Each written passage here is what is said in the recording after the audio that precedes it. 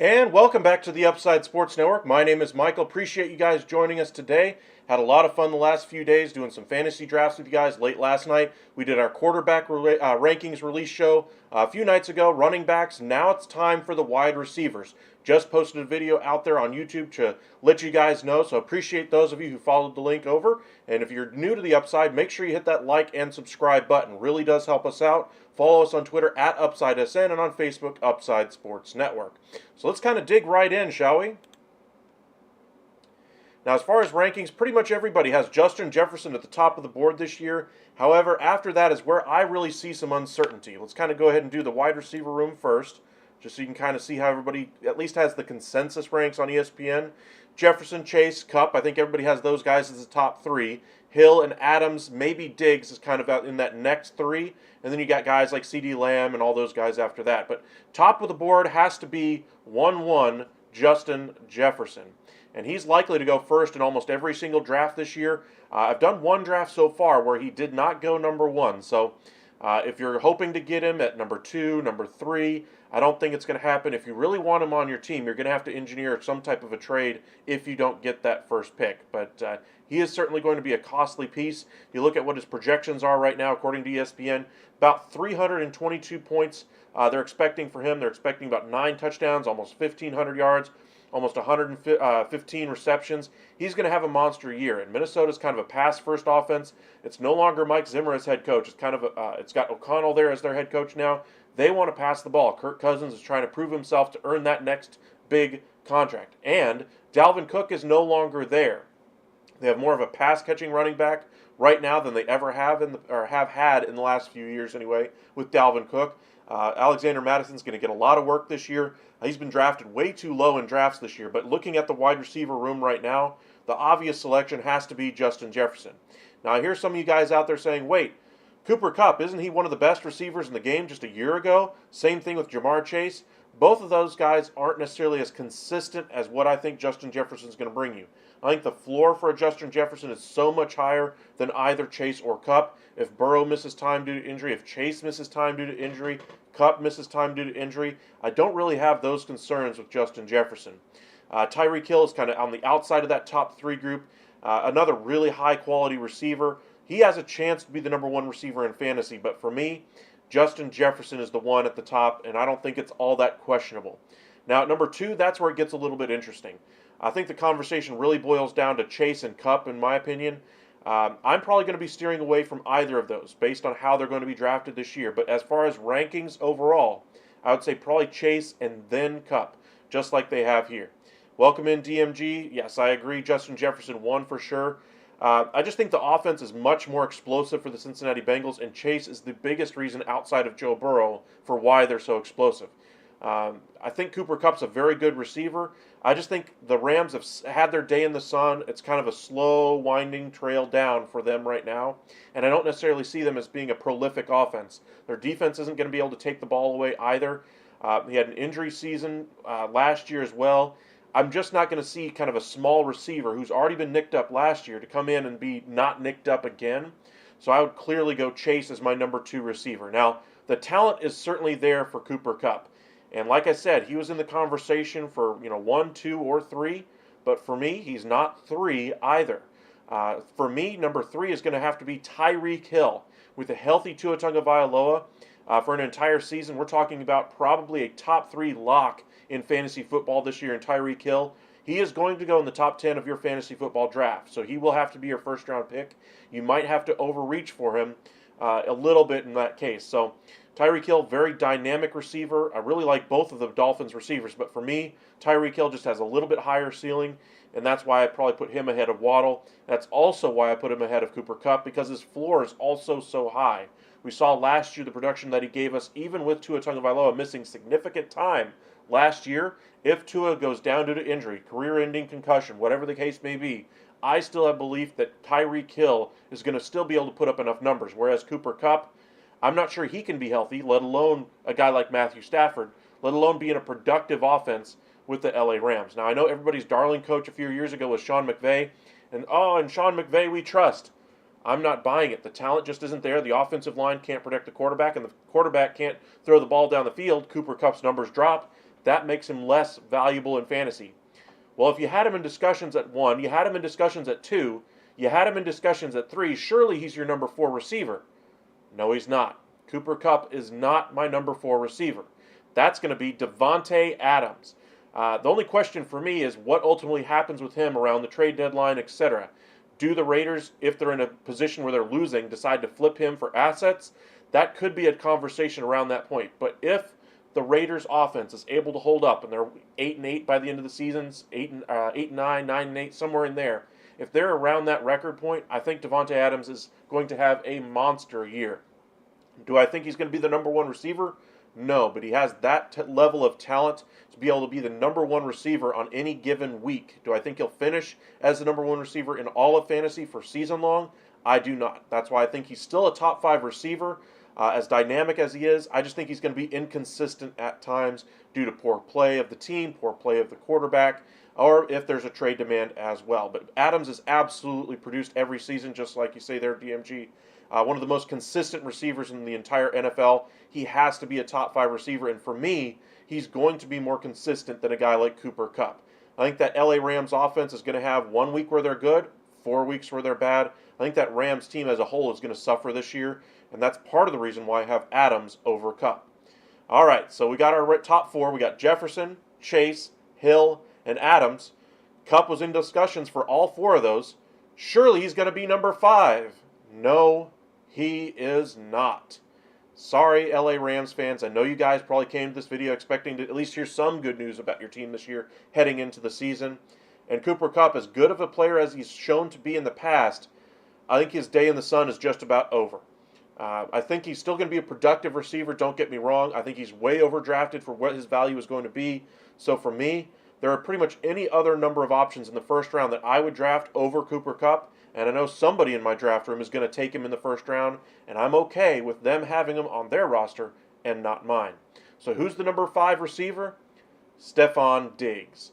Diggs is absolutely a target monster in that Buffalo offense. With them trying, or at least saying all the right things, that they're going to try to run the ball, I believe there is going to be a concerted effort, at least in the early going of the season, maybe week 1, maybe week 2, but we heard this same song and dance last year from that Buffalo team. Oh, we brought in James Cook. First game of the season, he fumbles the ball, and they're not the same running the football at all after that point. They didn't trust their running game. Now, they did bring in Damian Harris. They still got, Singletary there, if I remember correctly, but they still have a nice gauntlet of running backs. I wanted to say Singletary is still there, but I could be wrong on that one. But as far as the running back room, their best running back, no matter who is back there, James Cook, Singletary, Damian Harris, whoever lines up in the backfield for Buffalo, their best running back is Josh Allen. And when that's the case, that means you don't really trust your run game, which means Josh Allen's going to be throwing that football. Now, Josh Allen, still a very high-quality quarterback. He's not my number 1 this year. If you can check out our previous video, Allen came in at number 4 in my rankings for this season. I think he's still going to be in for a very good year. I think the offense as a whole in Buffalo could suffer as a result of them not figuring out their run game. But I think Stefon Diggs is absolutely going to be the number 5 receiver in fantasy this year. So there's my top 5. Jefferson, Chase, Hill, Adams, and Diggs. Wait, you missed one. Cooper Kupp. No, I didn't. Cooper Kupp is not going to be a top 5 fantasy receiver this year. Mark my words. All right, let's go on to 6 to 10. You look down at this group, and this is where things start to get a little bit interesting. I think anybody could jumble this group up and mix them up however they would want. But for me, you look at the top of this part of the group. If Kupp falls to you in the second round, do you want him then? That still would be debatable for me. I don't think he's going to get there. I would still value a guy like CeeDee Lamb over him. I'd value a guy like A.J. Brown over him. I'd value a guy like Amon-Ra St. Brown over him. I'd value a guy like Jalen Waddle over him. The only one in this top 10-ish group that I wouldn't put over him is Garrett Wilson. Bills are looking shaky, but I still like Stefon Diggs as a player overall. You look at where, the 6 through 10 rankings for me, 6 is probably going to be CeeDee Lamb. I really like what he brings to the table for the Cowboys. They got more weapons on the outside. I think that actually frees up CeeDee Lamb to do what he does best, flex on the inside and do run after catch. He's fantastic at making people miss in the open field, and that's where I think he's going to really surpass a lot of expectations this year. They're not going to run the ball as much, even though they say they are going to. They're going to have a more explosive running back, I believe, as far as getting on the outside, those kinds of things. But Pollard struggles in short yardage situations, which means they're going to try to throw the ball when they get down to the goal line. Do I think he's going to be the number one target down in the goal line? I do. Dalton Schultz is no longer there. I think the floor is really, really high for CeeDee Lamb. He might not necessarily have the ceiling of a guy like Tyreek Hill, Justin Jefferson, Jamar Chase, etc., but he's still right there as far as a wide receiver this season. So for him, I'm going to go ahead and put him there at 6. For 7, that's where I got A.J. Brown. He's an absolutely dominant receiver. They do have 2 really good receivers there with Devontae Smith and A.J. Brown. They got a little bit better in the running game as well, bringing in DeAndre Swift, in my opinion. Hurts, of course, is a dual-threat quarterback, run and pass. One of the best running games because of his ability to make people miss, read defenses, those kinds of things. He's really developed as a quarterback. And speaking as a Cowboys fan, he's an absolutely great kind of a run-pass option, RPO guy in the NFL. Now, he can still throw the ball down the field with the best of them. I still think if you force him to be a pocket passer, he can be prone to mistakes. But nobody's really forced him to be that yet in the NFL. Hopefully, you teams have gotten a little bit better, speaking again as a Cowboys fan. But I think that Philadelphia Eagles offense is just going to keep on rolling. As for A.J. Brown specifically, absolutely right, DMG. He is a bad dude. You look at just the wingspan that he has, the ability to catch it above all the defenders. Something very few receivers really have is size. Right now in the NFL, a lot of teams are going for more of the quick speed type receivers. He brings a different element to the game, kind of a throwback to the days of T.O., those types of receivers. Brandon Marshall. He's one of the few receivers that kind of fits that mold. A.J. Brown is absolutely going to dominate there in Philadelphia again this year. There's not too many cornerbacks in the league that can cover receivers like him with his size and speed. He's going to get a huge target share there as well. They're projecting on ESPN that he gets 7 touchdowns, 1,100 yards. I would still probably go with a little bit more than that, honestly. I think he's probably going to get 10 touchdowns, maybe a little less yardage, but I think the touchdowns will certainly be there. Goddard, I think, really kind of showed himself as a good receiving tight end for the Eagles last year, but I don't think he's going to necessarily have as good of a year this year. I think he's going to be looked more in this offense going to A.J. Brown with him having another year in this system, being in Philadelphia after that trade from Tennessee. Is Kelce more valuable than receivers 6 through 10? Yes. If you guys watched the live draft that I did last night, I kind of did something a little bit peculiar, I'll put it that way. Best running back on my board, if you guys paid attention to the ranking show, was Austin Eckler, number 1 running back this season in fantasy football. He was still there on the board at number 5 in our snake draft last night. And who did I pick? Travis Kelce. We're going to post a draft strategy video after this one here in just a moment, but one of my strategies, I like to develop a certain advantage every single week at one position or another. Whether that be loading up on wide receivers early, dominating with 3 high-quality receivers, and making do at other spots. At tight end, getting the best tight end in the game, almost 100 points better than anybody else, in my opinion, is Travis Kelce. Or going high on the quarterback, going with one of the top 3 or 4 quarterbacks, Hurts, Mahomes, Fields, Allen. Couldn't go wrong with any of those guys as far as trying to create an advantage for your team. But to answer your question, is Kelce more valuable than receiver 6 through 10? Absolutely. I would put Travis Kelce right now. Justin Jefferson's my number 1 pick in every draft. I don't care what type of advantage I have or not. He's going to be my number 1 pick if I have the first pick in the draft. After that, that's when I start to consider Travis Kelce. I would have had the tough decision if I had the number 2 pick in that draft of Eckler or Kelce, and you see which way I went. I like the advantage of Kelce and his position rarity, whereas in the running back room, it's easier to find guys to replace him. So Austin Eckler, as good as he is, as valuable as he is, every single year, week 1 and week 2, if you're paying attention to that waiver wire early, you can get one of those running backs that nobody's paying attention to right now at all. Say Christian McCaffrey goes down due to injury. Very likely something that's happened before, something we could foresee happening again. Then Elijah Mitchell's right there for the taking, could be a top 10 fantasy type running back with a run first offense in San Francisco. Position scarcity is very important in fantasy football, and Travis Kelce is one of the biggest advantages ever in fantasy football based on his value versus the number 2 tight end in the entire sport. So Travis Kelce absolutely should be in consideration for the number 2 pick in any draft. Looking at the rounding out the rest of this 6 through 10 range anyway, Waddle, Brown, those are guys I really am high on this year. Brown has proven to be a consistent target for Jared Goff and with the suspension to Jameson Williams out for 6 games. I think that does keeps that same rapport going for Amon-Ra St. Brown. As I mentioned when I talked about Tyreek Hill, I'm really high on Jalen Waddle this year. After Jalen Waddle, that's when I put probably Cooper Kupp as far as rankings for me. He's not going to be there in any of my drafts, so I'm not going to be drafting him at all on any team. But if he's there in, say, the 3rd, 4th round, go for it.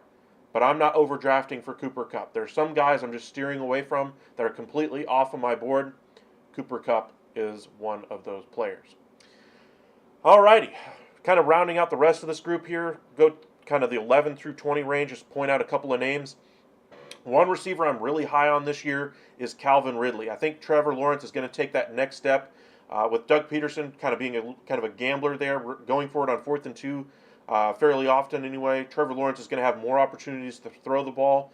And so I really like Calvin Ridley coming in and giving him a true number 1 receiving option. Now, Christian Kirk in that offense last year was absolutely fantastic, and yet he's being drafted in round 9 as well. He's another wide receiver everybody should be paying attention to. He's going to finish as a top 20 receiver once again.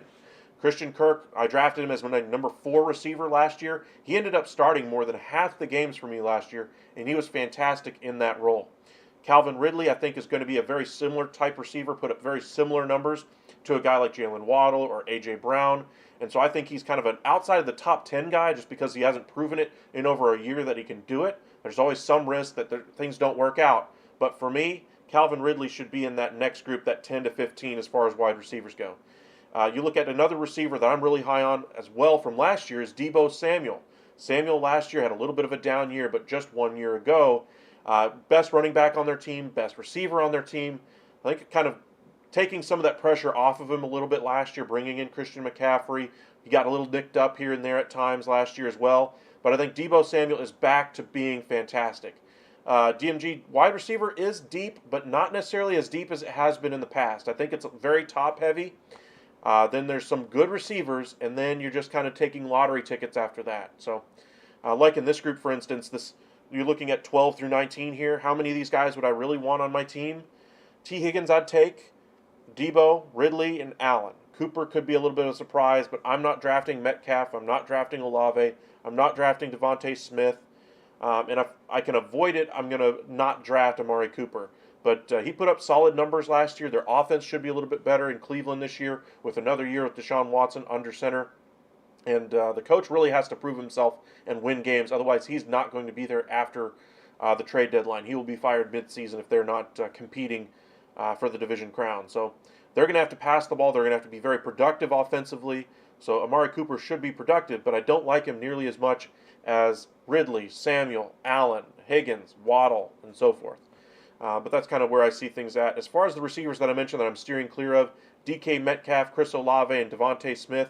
Metcalf, I just don't trust that Seattle Seahawks offense. They've got 3 solid receivers. I say solid because they have Lockett, Smith and Jigba, and him to throw the ball to. Their running game should be very good as well. Geno Smith, though, is still the quarterback. I want to see it for one more season. And even then, I'm still not a believer necessarily in the talent of a DK Metcalf from a fantasy football perspective. You look at it, he's kind of a poor man's A.J. Brown in my opinion, and I would rather have A.J. Brown. If I can't have A.J. Brown, I'd rather go down to a guy like Calvin Ridley and let or other teams overdraft a guy like Metcalf. I think Ridley's going to have a top 15 fantasy type season this year. I think Samuel's going to have another top 15 type year. So we should have a good year out of those receivers. You get in that 20 to 30 range. This is kind of where you're kind of throwing darts a little bit more. One receiver in this group that absolutely should be head of the class, though, is DJ Moore. They really finally improved that to wide receiver group around Justin Fields, and I really got to count. I think he's going to show that he's a true number one receiver, as small as he is, that he can still do it in Chicago. Now, they've got Chase Claypool. They've upgraded his weapons in recent years. Cole Kmet's still there, gave him an extension. But I'm more of a believer in Justin Fields being able to make things work with a receiver better than anything he's had to work with before. We saw the first pass of the season that he caught in the preseason. He takes 60-plus yards to the house. So we'll see what happens. Don't count out Pete Carroll. I'm not going to count out the Seahawks. I just don't believe in the talent of DK Metcalf from a fantasy perspective.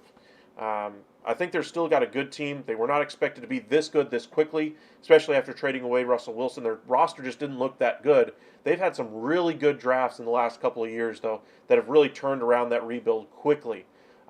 Kenneth Walker is going to be a nice piece for them. Smith and Jigba is really going to turn things around for them as well. Defensively, though, is where they've really improved a lot faster than I think everybody else expected. But speaking strictly of fantasy football here, looking at our 20 to 30 range, number one in that group probably going to be DJ Moore. After that, just look at the rest of the group. The only one I would want on my team is going to be DeAndre Hopkins. If I'm stuck with Deontay Johnson, sure, but everybody else here I don't want any part of. Judy I don't want, Watson I don't want, Evans I don't want, McLaurin, Williams, Brown, Lockett. I don't want any of those guys on my team this year. If you're drafting wide receiver and you're counting on one of those guys I just listed as your number 2 receiver, you got a little bit of a hole and you're going to have to solve it somehow. And just looking at how rosters have been going so far in drafts, make sure you get at least one of those top-end receivers early, because as I mentioned, it's a deep class, sure, but it's not as deep as it has been, and it's a little bit more top-heavy as far as the overall talent. So just kind of recap everything we've got so far. Justin Jefferson's my number 1, Chase is my 2, Hill is my 3, Adams 4, Diggs 5, Kupp fell out of my top 5, kind of towards the back end of my top 10, and there ain't no way he's going to get to me in any draft this year. So it's not really worth discussing him in my drafts because he's not going to be there. Alrighty, kind of rounding out the rest of the wide receiver room, looking at some of the other receivers, kind of dart throws, if you will, down to like the pick 90 to 120 range. That's kind of where we're looking here. You look at guys like Christian Kirk. You look at guys like Brandon Cooks, Cortland Sutton, Pittman, London, OBJ, all kind of talented receivers. But if I'm looking at my receiver room and I've only got 2 good options at receiver, I want solid players for me at number 3. I don't necessarily want to go for a lottery ticket. So a player that might not be as sexy out there is a guy like Cortland Sutton, but I think his floor at least gives you 10 points a week. I'm not necessarily a huge believer in Sean Payton and Russell Wilson being able to figure it out, but I think if there's going to be one receiver in that offense that produces consistently, it'll be Cortland Sutton. I don't trust the hands of a Jerry Jeudy at this point. Was really high on him coming out of the draft, but he just has way too many drops, and we're seeing some more of that in the preseason so far. But we'll see what happens. George Pickens should have a nice leap year here as well, along with Kenny Pickett, like you mentioned. But looking strictly at sleepers, mainly looking here at the rookies, looking at Addison, Smith and Jigba, Jefferson, Flowers, all of those guys I really like this year. For one reason or another. I know everybody's kind of down on players to avoid. I think he made Mike Clay's players to avoid as Quentin Jefferson.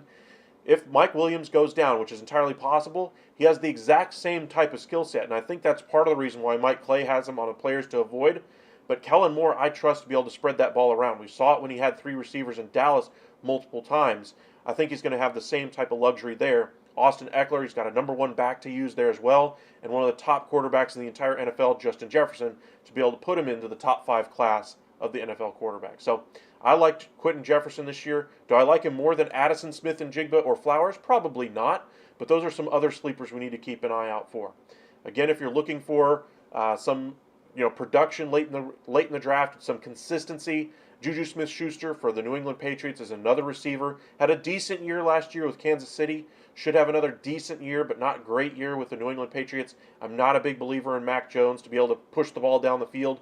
But if he gets off on a nice start, Juju could have a nice season for you as a number 3 wide receiver. Maybe a bye week fill-in, those types of things. So depending on how you draft, make sure you keep those things in mind. As you mentioned there, DMG, KC got Rashee Rice, I think was his name. They also have Sky Moore, Kadarius Toney. All those receivers are going very late in the draft. You also could look at the running back room as well. McKinnon's going late in drafts. You want some piece of that Kansas City offense. It's going to be very productive. The question is, who's going to get the targets? That's going to be the real issue. So don't overdraft for the talent from that Kansas City team. So, for instance, Sky Moore is valued at, 110, 120 overall. Don't draft him with pick number 80. Don't do that. Try to get him in that 100 range and just see if you can strike it rich with him. If you're counting on Sky Moore to take off, if one of these other receivers pushes him down the depth chart, say Kadarius Toney, who they invested a high draft pick in trade to be able to bring him in, if he takes over that number 1 spot there, then you still have Kelce that's going to take the majority of the targets away. There's not enough balls to really make the second receiver or the third receiver relevant in that Kansas City offense. Kelce's going to be the playmaker, and then it's just going to be shaking out who wins that number 1 job. And then as far as the running back room, Pacheco, of course, you have in the backfield. Clyde Edwards-Helaire, you have McKinnon as well. Curious to see how that position shakes out in the second half of the season. McKinnon might be a good lottery ticket, whether you put him on the back end of your bench or just try to pick him up over waivers midway through the season. But you want any piece of that Kansas City offense that you can get. There are teams that I like to target every single year in fantasy football. You want some piece of that offense because you know it's going to be productive. We're talking about Kansas City. We're talking about Buffalo, Jacksonville, Philadelphia, Minnesota, Baltimore, Cincinnati, and Miami. All those teams are going to have highly productive offenses, and I want as much of those teams as I can get.